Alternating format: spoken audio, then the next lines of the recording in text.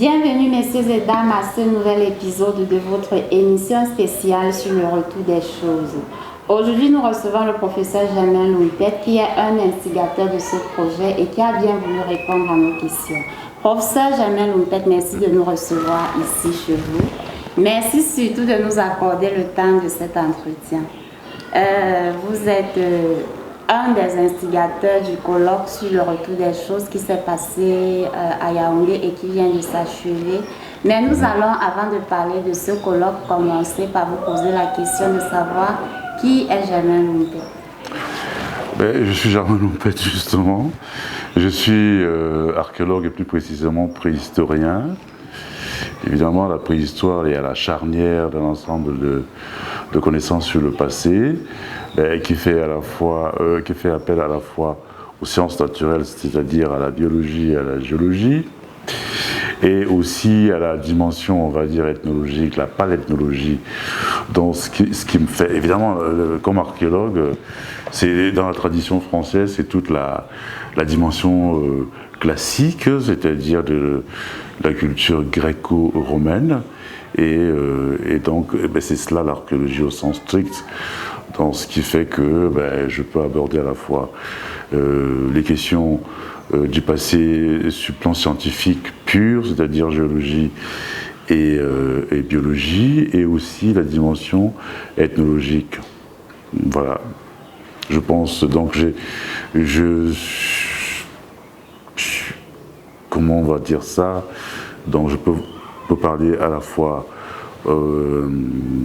aborder la question dans la dimension pratique et matérielle, c'est-à-dire que je travaille de mes mains, et aussi sur le plan théorique, comme académicien, comme enseignant, comme chercheur.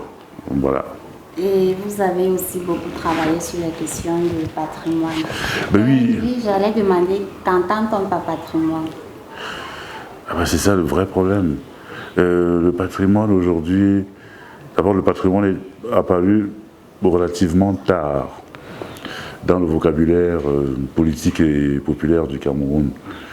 Je crois qu'il faut remonter aux deux grandes rencontres nationales qui ont eu lieu ici, c'est-à-dire le colloque sur l'identité culturelle en 1985 et les États généraux de la culture en 91 et 92. Et à ce moment-là, une nouvelle notion apparaît, le patrimoine, dans une acception purement affective et émotionnelle, mais pas comme aujourd'hui on l'aborde comme une discipline scientifique à part entière qui est enseignée dans les universités. D'ailleurs, une discipline est reconnue comme scientifique, on va dire autonome, quand elle est enseignée dans les universités, quand elle est reconnue et enseignée dans les universités. Et donc le patrimoine aujourd'hui est un objet de la science. Alors, chez nous, au Cameroun, c'est tout. C'est très vite, on a collé cette notion à l'identité.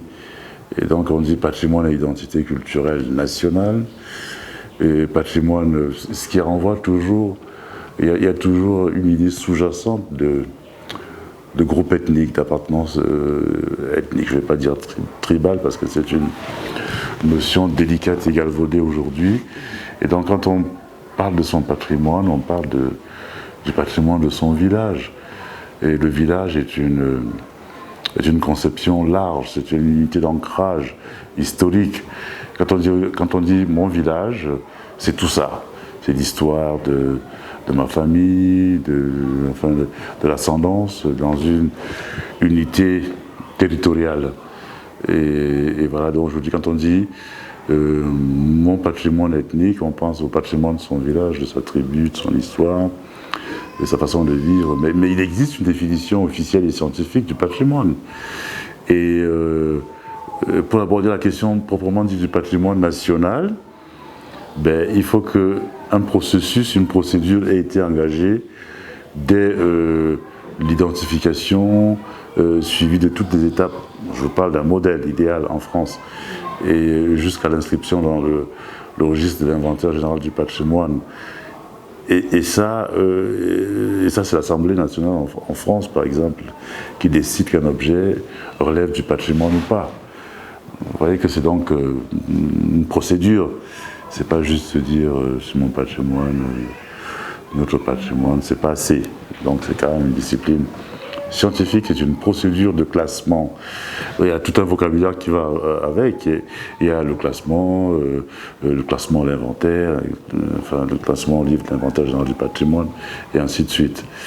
Et donc voilà, c'est une notion qui a beaucoup de succès. Peut-être aussi parce que c'est aussi peut-être aussi une façon de contrecarrer la mondialisation, la globalisation, en faisant ressortir les spécificités culturelles, parce que la globalisation tend à tout engloutir. Et donc, quand on utilise patrimoine, on veut souligner la diversité, la nécessité de prendre en compte la diversité culturelle. Et tout ça, on est dans un moule, on va dire, écologisant, qui fait qu'il y a un retour à la nature, il y a un retour à l'origine des choses, un retour, on va dire, à la pureté originelle, un retour à la nostalgie du temps du rêve, dont on pense que c'était le temps idéal, par opposition à l'industrialisation à outrance qui nous amène je ne sais pas où. Et professeur, vous disiez il y a quelques jours que le patrimoine est patrimoine uniquement lorsqu'il est reconnu par l'État. Au Cameroun, est-ce qu'on peut dire que le patrimoine camerounais est entièrement reconnu? Est-ce qu'il n'y a pas au Cameroun des intentions de patrimoine plutôt que du patrimoine? Ben là, vous rentrez dans le vif du sujet. Oui, c'est vrai, c'est une... Je n'ai pas le souvenir que on ait entamé un inventaire général du patrimoine. Encore qu'il faut dissocier entre le patrimoine matériel, celui qu'on peut toucher, et dans lequel on retrouve le patrimoine mobilier, c'est-à-dire celui qu'on peut déplacer, et le patrimoine immobilier, c'est-à-dire les monuments, les édifices, et puis toute la gamme de tout ce qui est patrimoine immatériel, c'est-à-dire le patrimoine oral. Et je ne pense pas. Là, je vous rappelle déjà, après de longues tergiversations, le Cameroun s'est doté d'une direction du patrimoine relativement récemment, hein, c'est-à-dire en 93 ou en 94, j'ai pas le souvenir. Et donc, une direction du patrimoine aussi, c'était une reconnaissance officielle de ce que c'était. Et je suppose entamer une politique du patrimoine qui, depuis 1967, on le disait déjà dans la politique culturelle du Cameroun proposée à l'UNESCO, le recensement du patrimoine culturel, sans trop dire ce que c'était. Et donc je vous disais qu'en 1995, en 1985, il y a la définition par le ministre de la Culture de l'époque, lors du colloque sur l'identité culturelle, d'un patrimoine, mais qui est défini de façon très abstraite comme une sensibilité majeure de notre peuple. Ça, on ne retient rien d'une telle définition qui relève plus de la philosophie que de la pratique. Et pendant les états généraux de la culture en 91 et 92, à ce moment-là, justement, un atelier est intitulé Réhabilitation du patrimoine, où on voit les premières définitions, mais les états généraux de la culture sont on va dire une sorte d'assemblée consultative qui ne débouche pas forcément sur une politique de l'État. Et donc, depuis cette période, à la faveur des courants socioculturels forts et des campagnes, et des campagnes, moi j'ai tendance à parler d'un impérialisme patrimonial. Il y a eu dans les années 80-90 la décennie mondiale de la culture, qui postulait que les financements des projets de développement devaient tenir compte de la dimension culturelle du développement. À ce moment-là, le Fonds européen de développement, notamment, qui finançait des projets de développement dans les pays africains, a introduit la nécessité de protéger les patrimoines.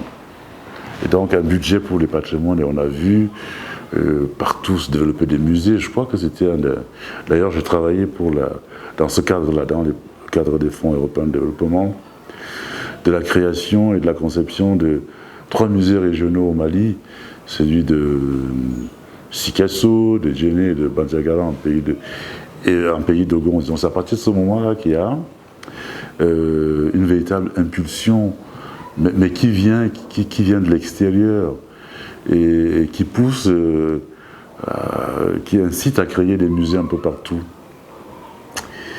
Et donc, en conséquence, les premiers enseignements sur le patrimoine apparaissent dans les universités africaines, et tout comme les musées, les écoles de formation comme l'école de Porto Novo qui forme des conservateurs africains, ainsi que les premiers musées. Mais dans l'ouest du Cameroun, c'est une véritable explosion. Moi, je pense que c'est la plus grande concentration de musées au kilomètre en Afrique. Mais aussi parce que les deux notions, patrimoine et identité, ont fonctionné en même temps. Corrélativement, les deux ont été corrélés. Et évidemment, le patrimoine a eu un effet d'entraînement avec celle d'identité dans des contextes politiques pluriethniques comme le Cameroun.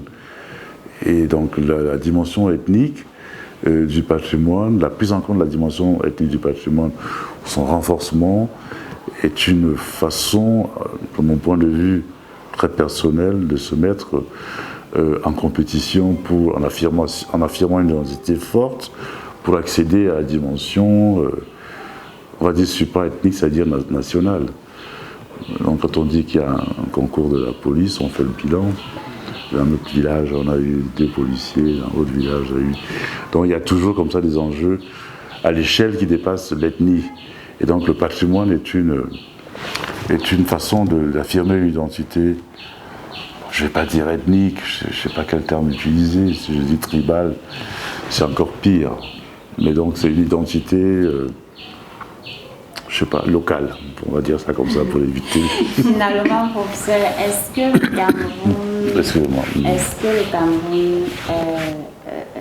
Cameroun est doté d'un patrimoine national? À ma connaissance, non. À ma connaissance, je ne crois pas que toute cette procédure, bien qu'il y ait des lois, qu'il y ait la loi de 93 et celle de 2013, je crois, je ne crois pas que, à ma connaissance, on ait lancé une véritable campagne d'inventaire général du patrimoine, inscriptive dans le livre d'inventaire général du patrimoine. Donc, a priori, on ne peut pas définir le patrimoine culturel mobilier, c'est-à-dire celui qu'on peut déplacer, qui se trouve dans les musées, seraient des collections qui appartiennent à l'État. Alors les collections de l'État, à ma connaissance, il y a le musée des arts et traditions Bamoun, qui est une ancienne collection de l'Institut français d'Afrique noire. Il y avait le même type de collection à Douala, on ne sait pas où tout ça est passé. Et puis le musée national, évidemment. Moi, je pense que c'est tous ces objets-là qui constituent le patrimoine matériel mobilier du Cameroun. Je dois avouer que c'est très maigre. Je ne pense pas qu'on puisse atteindre 1000 objets. Et professeur, quand on parle de patrimoine mobilier, immobilier, matériel, immatériel, on s'y perd un peu. Est-ce que vous pouvez nous en dire plus? Alors, on va aller de façon méthodique. On va commencer par le patrimoine matériel. Alors, pour patrimoine matériel, c'est celui qu'on touche. Vous voyez? Et donc, celui qu'on peut toucher, c'est donc tous les objets, parce qu'on peut les toucher, et tous les monuments, des grands édifices, c'est tout ce qui est bâti. Voilà, et c'est tout ce qui est, même les espaces clos. On peut penser que les forêts sacrées font partie du patrimoine matériel, on peut les toucher. Et donc, dans le patrimoine matériel, donc on a distingué le patrimoine matériel mobilier et immobilier, et puis il y a le patrimoine immatériel. Et donc tout ce qui fait, tout ce qu'on ne peut pas toucher, on va dire ça comme ça, avec ses mains. Donc c'est toutes les traditions orales, c'est les chants, c'est la musique, c'est la littérature, tout ce qui est expression corporelle, c'est les danses, les musiques, voilà. Professeur, est-ce que un patrimoine familial peut-il devenir national? Oui, très bonne question, et question un peu difficile. Alors, il faudrait que ce soit un patrimoine, je ne sais pas, d'une famille illustre qui a une dimension nationale. Je pense que le patrimoine familial d'un grand chef disparu, historique, peut devenir un patrimoine national. Je pense que le patrimoine d'un héros national, c'est sa maison, ses objets, vous voyez, d'un personnage historique peut rentrer dans le patrimoine national. Mais ça ne va pas de soi, il faudrait qu'on ait décidé, qu'on ait inventorié et défini. Alors, professeur, est-ce qu'un patrimoine familial peut devenir patrimoine national? C'est une question intéressante à laquelle je n'ai pas pensé. Oui, si le patrimoine de cette famille, si cette famille a une dimension nationale, peut-être une famille historique, d'un grand chef, je suppose que nos héros du type de la Mangabel, je suppose que tout son patrimoine peut devenir un patrimoine national. Ça c'est dans le cas d'une famille. Ou d'un grand sportif. Mbappé l'épée, je ne sais pas. Roger Mila. Peut-être pas Samuel Eto'o encore, c'est encore tout neuf. Oui, je crois que ça c'est des dimensions, vous voyez qu'on peut aller très bien, mais je suppose qu'on suivra toujours la même procédure. Il faudrait qu'il y ait une demande, il faudrait qu'il y ait une tension, un inventaire, une inscription à l'inventaire du patrimoine, mais surtout une intention. Il faut qui demande. Est-ce que c'est l'État? Est-ce que c'est la communauté? C'est la famille qui légitimement demande? Oui, possible. Et quelle analyse faites-vous de la patrimonialisation à outrance qu'on retrouve dans les discours politiques de nos jours? Dans les discours politiques, vous voulez dire? Oui. Au Cameroun. Au Cameroun. Je ne pensais pas au Mali ou au Togo. Alors, la patrimonialisation s'inscrit dans un contexte d'État pluriethnique. Parce que la loi de 1967 interdisait tout rassemblement à caractère ethnique et clanique et tribal. Ça, c'était formulé comme ça dans la loi. Donc, la loi sur la communication sociale avait abrogé cette loi et du coup, les associations, la vie associative était ouverte. Qu'est-ce qu'on a observé à ce moment-là? On a observé une explosion d'associations tribales, culturelles, qui sont mis à revendiquer leur patrimoine culturel. C'est pour ça que j'ai dit que très vite, la notion de patrimoine a été collée à celle de l'identité. À celle de l'identité. Et donc, on a pu arrêter. Évidemment, dans tous ces rassemblements associatifs et ethniques et tout ce que vous voulez, les gens réclament toujours la valorisation de leur patrimoine culturel sans trop préciser ce qu'on met dedans. Voilà. Mais ça, c'est pas... je crois que tout ça, c'est encore une intention du patrimoine, sans vraiment l'être, n'est-ce pas, au sens officiel du terme. Donc nous sommes toujours dans le patrimoine et on va un peu parler du trône Bamoun parce que j'ai lu dans un article publié en 2022 dans le site de geo.fr un article justement de Marie-Pierre Diéteté qui expliquait qu'en 1908, le roi Ibrahim Joya offrit son trône royal à l'empereur allemand Guillaume II. Donc ce trône actuellement se trouve au musée ethnologique de Berlin en Allemagne. Et il y a eu plusieurs tentatives de récupération. Malheureusement, il est décédé sans pouvoir récupérer le trône et c'est le même combat que son fils mène. Donc vous, en tant que natif, élite, dignitaires de Fumban, que pouvez-vous nous dire sur cette histoire? Alors, qu'est-ce que je peux dire sur l'histoire du trône? C'est beaucoup de choses, et puis il y a eu beaucoup de confusion, beaucoup de malentendus, beaucoup de méprise sur l'histoire de ce trône. Mais je commencerai par dire que d'entrée de jeu, qu'il n'y a pas de trône de roi Bamoun dédié. C'est-à-dire que, comme le trône d'Angleterre, ou bien, je sais pas, les rois de France, chaque siège peut devenir un trône. Donc, dès que le roi est assis, voilà, et donc, maintenant pour ce qui concerne le trône de Mandu Yenou, c'est une histoire qui a fait couler beaucoup d'encre.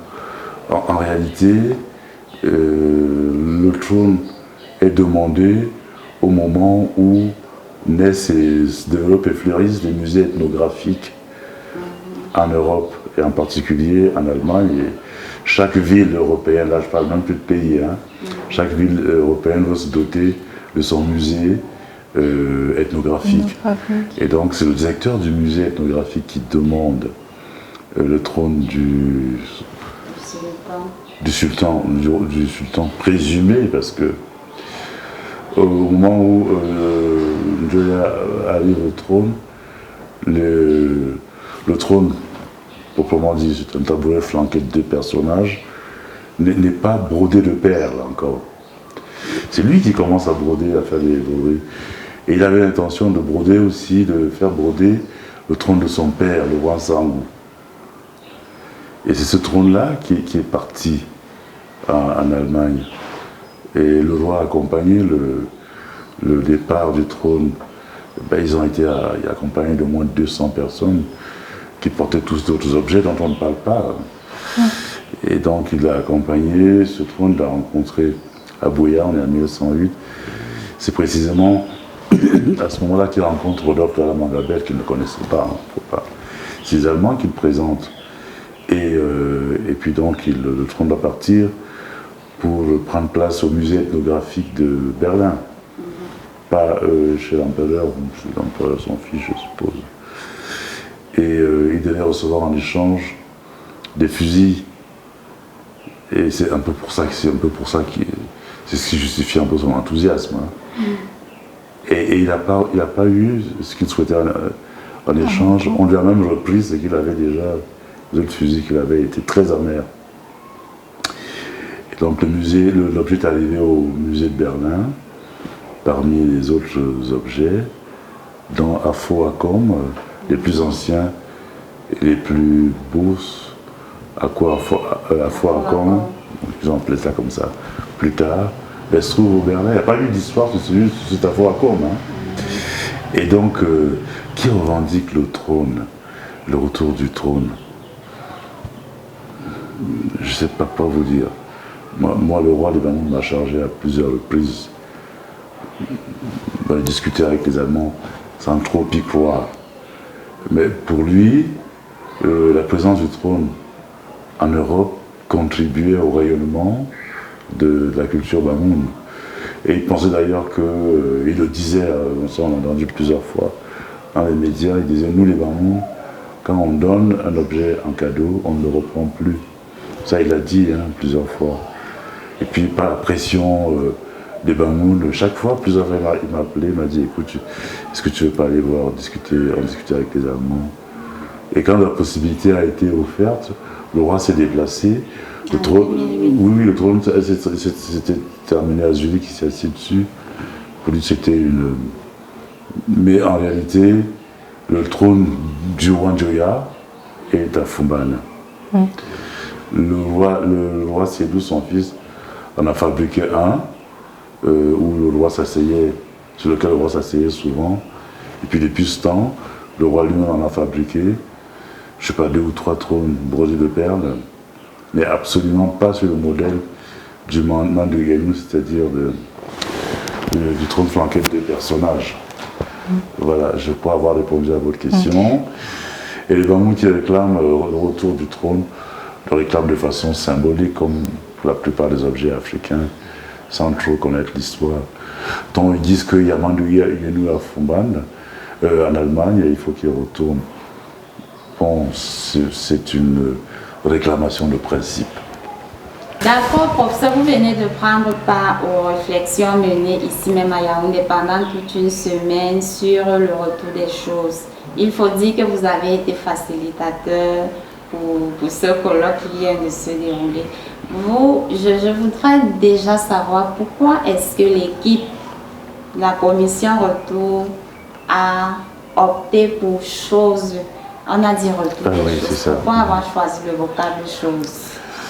Ben justement, d'ailleurs je suis en train d'écrire un texte sur cette question la chose parce que qu'est-ce que ce serait d'autre à part une chose qu'on ne sait pas nommer. Alors les objets auxquels on pense sont majoritairement les objets ethnographiques. Or les objets ethnographiques sont des objets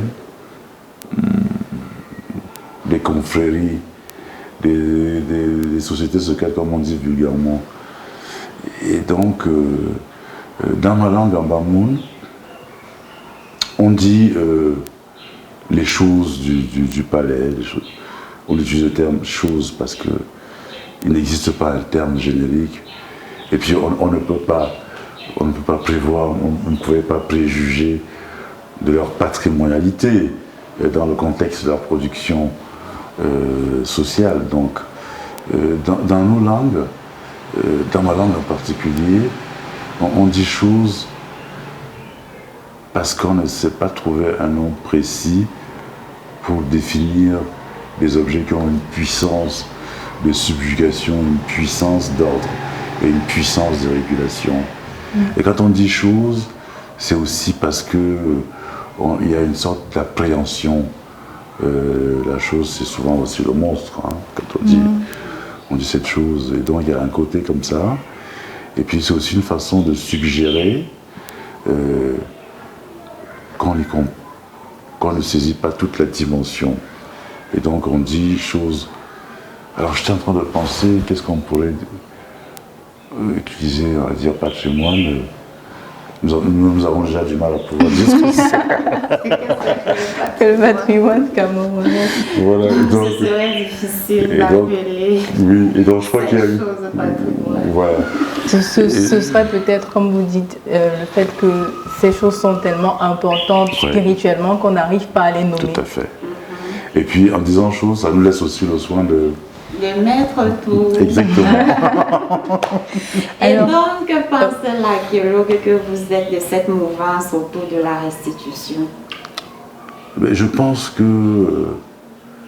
Alors moi, ce qui m'a toujours surpris dans cette question de restitution qui survient comme ça à la suite d'une déclaration d'un chef d'État, d'un discours européen, il y a eu un travail immense qui s'opère depuis les années 90 et qui culmine en 95 lors de la Convention Unidroit pour le retour international des biens volés ou illicitement exportés. C'est une conférence qui se tient à Rome en 1995 et le Cameroun est représenté par une forte délégation dont je suis un des experts. Ou même l'expert de la nation camerounaise. Vous êtes très modeste. Et où la question est abordée par je dis participation au BAMO 100 pays. Je ne sais pas si vous vous rendez compte, pendant plus de 2 semaines, tous les jours, chaque aspect, retour, rapatriation, enfin, restitution, tous les termes sont utilisés. Et les actes, 2 semaines après ou 3, je ne me souviens plus, même un mois, donnent lieu à un grand ouvrage qui sont les actes de la Convention Unidroit. Et donc, je veux dire, c'est pas nouveau. Maintenant qu'un chef d'État ait déclenché cette opération qui devient aujourd'hui presque universelle, et peut-être liée à des événements soit de politique intérieure en France ou de raisons géostratégiques et géopolitiques.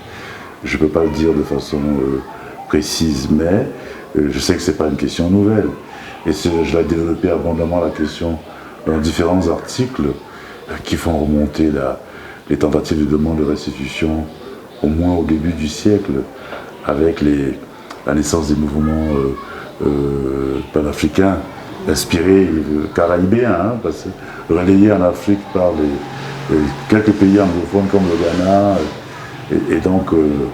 et puis tous les mouvements de négritude qui culminent lors du sommet, lors du festival des Arts Nègres de Dakar, et déjà une manifestation d'abord de reconnaissance des objets qui nous faisaient honte, ces fétiches africains, ces objets magiques qui nous renvoyaient à ce que nous étions, c'est-à-dire des peuples primitifs et sauvages, deviennent des objets valorisés, des identifications, et cela s'affirme de façon forte lors du Festival des Arts Nègres de 66 et d'Alger plus tard, je crois, en 68.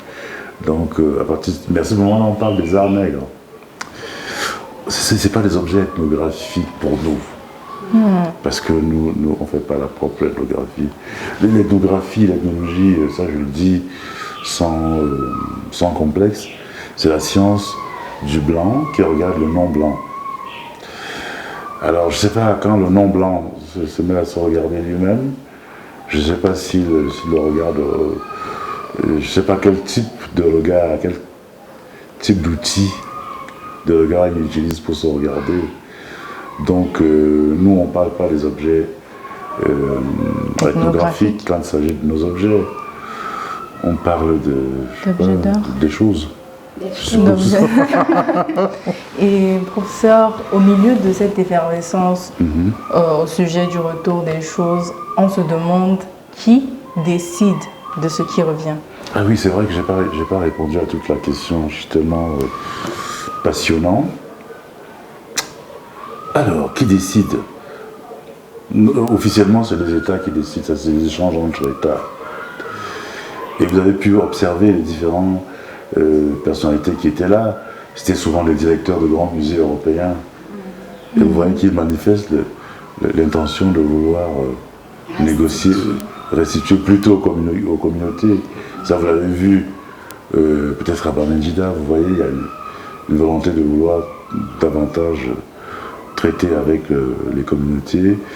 Dans un contexte pluriethnique, la politique nationale est une politique unitaire, formulée dans les termes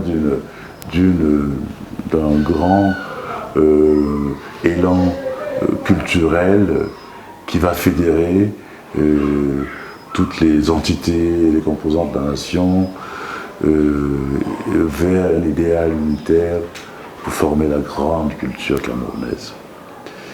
Donc l'État pluriethnique penche plutôt vers ce projet et je suppose n'a pas intérêt à mettre en perspective des identités fortes et qui s'exprimeraient à travers une démonstration spectaculaire de l'identité sur des bases matérielles et qui serait sous-jacente à une domination politique et culturelle éventuelle. C'est les États qui négocient. Et tant que l'État ne demande pas, personne ne se prête pour vous rendre vos objets. Et puis de mon point de vue et de l'expérience que j'ai de ces musées ethnographiques européens dont je connais là, la tendance c'est quand même de se débarrasser d'une part des objets, surtout des restes humains qui ont été apportés, ramenés en Europe pour des raisons d'études. Donc c'est des têtes dans du formol, c'est des squelettes, c'est des toutes têtes coupées, c'est des cerveaux dans de beaucoup de formol. Je crois que ça commence à devenir embarrassant pour eux. Et puis j'ai écouté moi j'ai entendu dire qu'il y avait 135 000 objets camerounais ou allemands, j'en sais rien, africains. Mais je sais que le seul musée le Linden Museum de Stuttgart, qui compte la plus importante des collections camerounaises, était il y a 70 000 pièces quand j'y étais pour la première fois il y a 30 ans. Et en dépit des chiffres avancés, moi je pense que les collections ethnographiques africaines et d'Amérique et d'Océanie, c'est un peu comme ça là, ces chiffres plusieurs millions. Wow. Je vous dis ce que j'ai vu, j'ai pas compté, mais je crois que c'est quelque chose comme ça. J'allais justement demander si ces pays restitués, si je peux les appeler comme ça, n'ont pas un agenda caché. Je ne sais pas s'ils ont un agenda caché, mais je ne pense pas qu'ils restituent. Si vous restituez 1000 pièces sur 10 000 pièces, il en reste toujours. Et puis on ne pose pas le problème des objets qui sont dans les galeries et chez les collectionneurs privés. Et parce que les deux mouvements sont... parce qu'en fait, l'intérêt pour la dimension artistique pure, esthétique de l'art africain commence au début du siècle avec des grandes personnalités artistiques comme Picasso, des écrivains célèbres comme Guillaume Apollinaire, des mouvements d'avant-garde impressionnistes, expressionnistes allemands, des grandes personnalités du monde de la création comme Braque, Derain, Giacometti. C'est eux qui décident que c'est de l'art. Et comme c'est eux, je ne vais pas venir dire que c'est pas... Et comme ils décident que c'est de l'art, mais pas l'ethnographie, donc à partir de ce moment se pose une vieille question qui est la forme ou la fonction. Ça, je réponds en partie à ta question. Est-ce que les objets africains sont intéressants parce qu'ils sont beaux ou bien parce qu'ils ont une signification? Et ça, le débat a commencé il y a un siècle et il dure. Donc, ces grandes personnalités dont je viens de vous parler, qui sont vraiment les grands maîtres de l'art occidental, les grands plasticiens, s'intéressent à l'art africain parce qu'ils pensent que c'est un art qui déroute complètement et qui compromet, transgresse les registres canoniques d'équilibre de l'art et que c'est absolument une nouvelle dont tout le monde s'en inspire, dans toute l'Europe. Et l'art moderne naît à partir de ce moment-là, à partir de l'art africain. Mais entre-temps, le mouvement est simultané. Pendant que les galeries exposent des objets ramenés de l'Afrique, et les ethnographes, les ethnologues continuent à amasser des objets pour des raisons d'études, parce qu'ils pensent que les sociétés évoluent vite et puis que ces objets vont disparaître. Il vaut mieux les garder dans les musées ethnographiques. C'est la raison officielle pour laquelle c'est la raison officielle pour laquelle ces objets sont sortis d'Afrique pour des besoins d'études. Donc, les collectionneurs, à la faveur de la découverte de l'art africain, donc au début du siècle, ça fait qu'il existe autant une richesse chez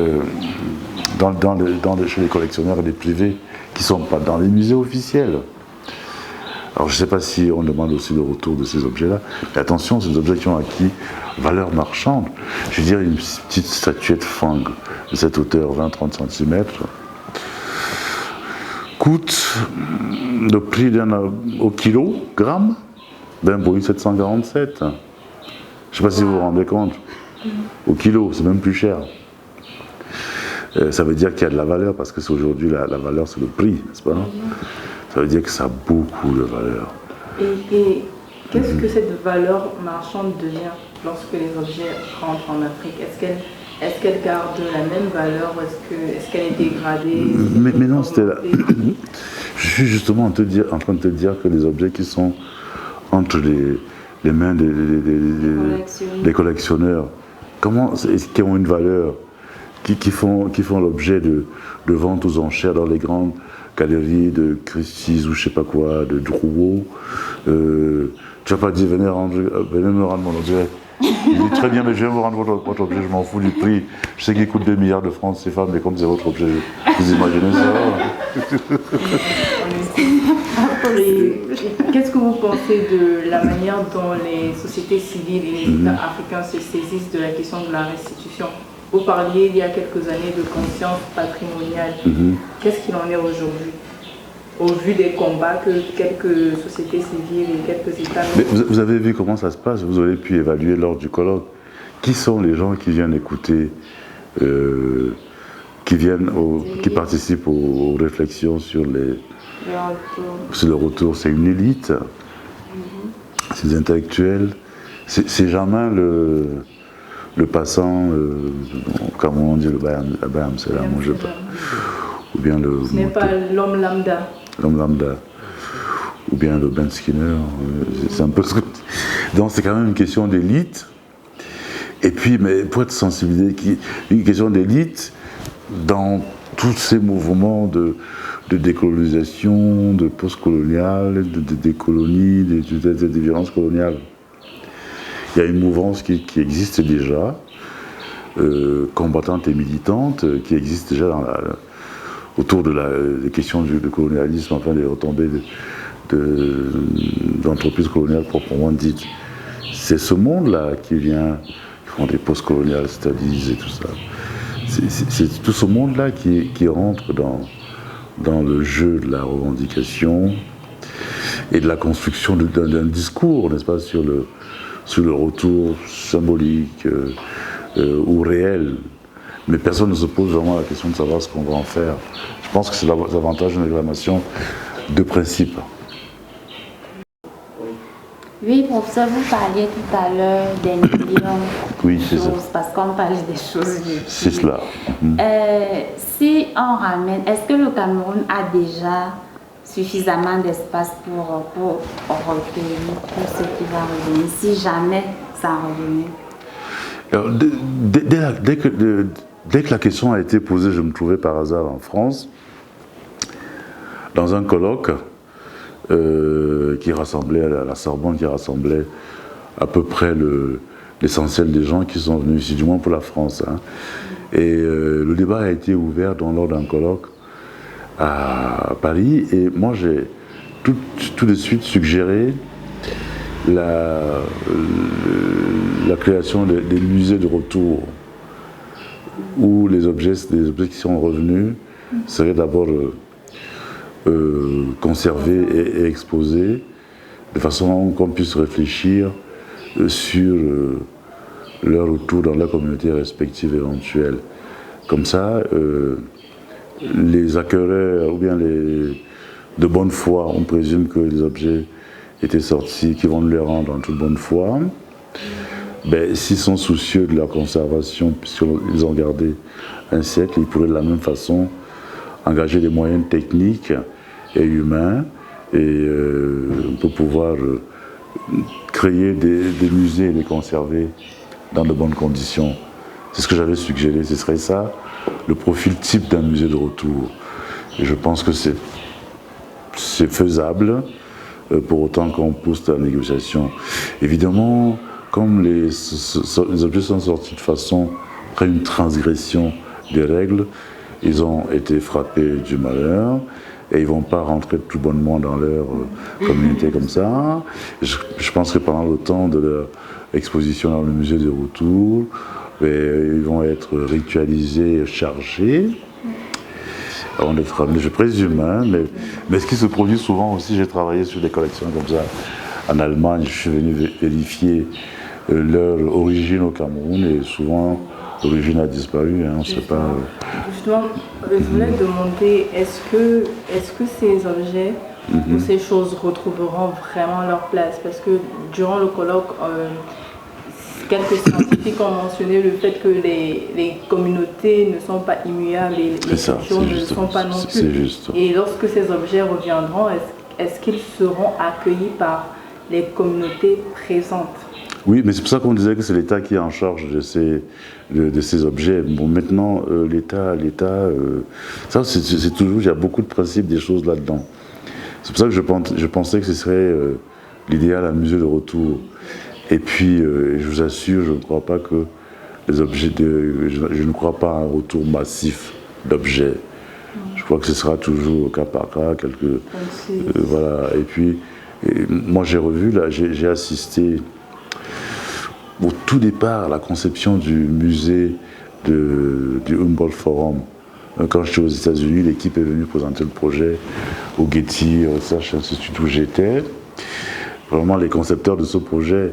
Et plus tard, 10 ans après, j'ai vu les premières fondations, et j'ai assisté à des réflexions avec les Allemands sur ce projet-là, et même en Afrique du Sud, on s'est tous retrouvés pour discuter de la construction de ce musée, qui était un musée d'ethnologie.